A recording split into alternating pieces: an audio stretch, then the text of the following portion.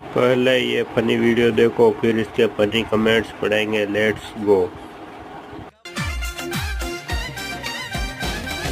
हाँ दादा, आज की अमल की घंटी हेली ले दी गई। का कहियो खाती ने छटा कर ते थाड़ रे जो खाद कोई ने शक्कर भाई कुण की घर उमाड़ मार थागी हाके शक्कर का कटान थेना अडलान खेत में साड़ नाख्यो वा तो बा घर आओ मती એટલે ભાઈ જો ને આમ ગોડા તોડ નાખેલી હું ભૂતડી ગયેલી નીર દેજો